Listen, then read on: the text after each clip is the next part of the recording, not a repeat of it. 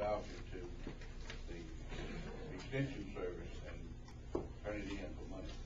Well, they can only use that voucher, can only spend it at a farmer's market, and then from people who are certified.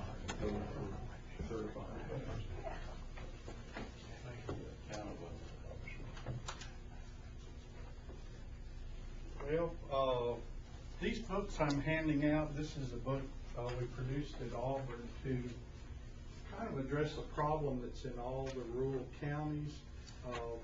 My area is finance. I teach anything that has to do with money. And we've got a choice now in the counties like Washington County and all our southern counties. And that is the way the taxation systems are set up now. I can't say too much now about Congress because I don't want to be quoted too much on that, but we've got a choice. We can send money from Washington County to Washington, D.C., or we can keep it in Washington County. And they're doing some things with the estate tax laws so that they won't necessarily favor our farmers, especially farmers that own a lot of land or a lot of timber interests.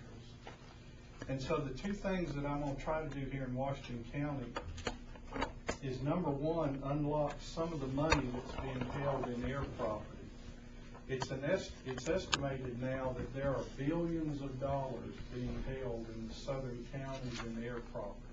And that's just simply what the name implies. That's where people continue to live on grandma and grandpa's land without clear title to it. So we've got a program. We can come into the smaller communities if we can get people to come. That's been the problem so far. The people need the education, the worst won't come. And then the other thing we can do is do some estate planning classes and try to get as many people in there as we can, so that when they do change this estate tax law, what they're doing, they're sliding in changes to the estate tax laws in other legislation nobody's catching. And so they went up 45% on the estate tax laws just this year, which means anything over that limit, they're going to lose 45 cents on the dollar. So, you know, used to farms weren't worth in the millions of dollars, but that's changing now. So what I wanted to do was just offer any help we can give. I've done, in Mr. Williams' church, we did the estate planning class up there. And Commissioner Beasley is going to help me set up one. Is it a millry?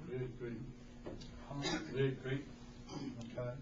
And so we're going to try to do 2 or 3 in Washington County and try to keep some of that money here rather than send it to Washington, D.C. I know they need the money too, but I'd rather keep it in the counties myself. Y'all have any questions? We could get one set up here in town, in Chattanooga here, where they've had one at the Scott House before, Yes, Commissioner. yes, sir. Yes, sir, we can. I've talked with, I'm not real good with names, but we can have one. The library has a nice meeting room we can use. Well, my goal is to try to get as many of the farmers and timber people in as possible, because they're the ones that will lose the most money at the way the system's currently set up. And like with timber interest, we can show them how they can legally use charitable remainder trust and sell their timber under a charitable remainder trust and pay absolutely no tax.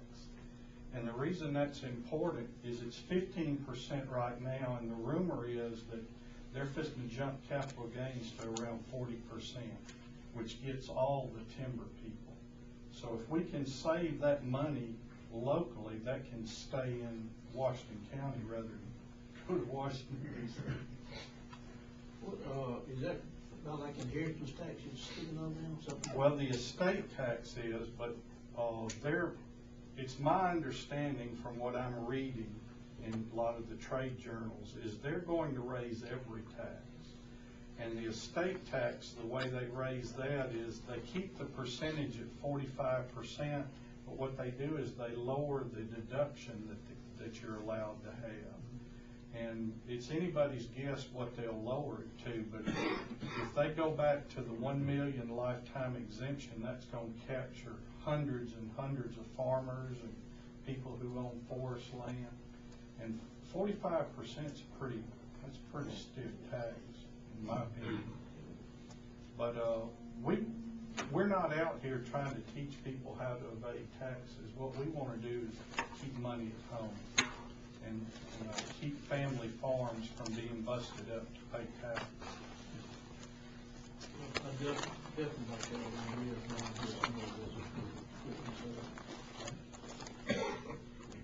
And if any of y'all know of churches out in the county, I've been to Mr. Williams' church up there. You can tell the pastors I am a Christian, so they don't have to update their fire insurance or anything. So, but if y'all know of any of the churches in the rural area, that would be a great place for us to come into, and because a lot of the farmers, they won't travel to go to some of the stuff. You got any cards, or you got a phone? Yes, sir. Be glad to leave you Show some. some of your cards. Yes, sir. We get one set up at our church for us. Well, not because I teach it, but it is a great class. It really is. And to be honest with you, all of you need to come, because we all have estates, even though they may not be huge. Oh, here's it. Oh, is it? Yeah. Is he one of them?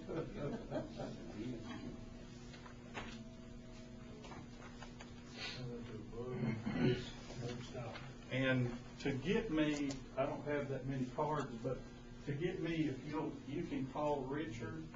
My office is in Bay Minette, and I'm on the road most of the time.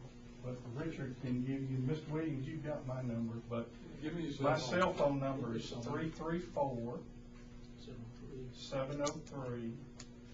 703-2276. But any kind of programs that have to do with money, we'll be glad to come in. I'll be in Leroy High School probably before the summer doing a financial literacy program with high school kids. And we've got financial literacy programs. We can go all the way to junior high, but not below that. I really don't have anything for little kids. Any way we can help, I'll be glad to. Appreciate it. Thank you. Yes, sir.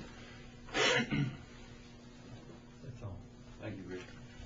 All right, next on the agenda is, we got a Beatley Road, but it's Hatley Road.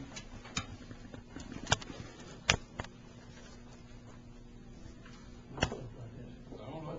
What, got to me here last week, I was hearing, I don't know what they hauling sand or gravel or something out of the road, and he wanted to go another road there. He said they're tearing up this road here, and I'm not familiar with the road there, what he was talking about. Part of that road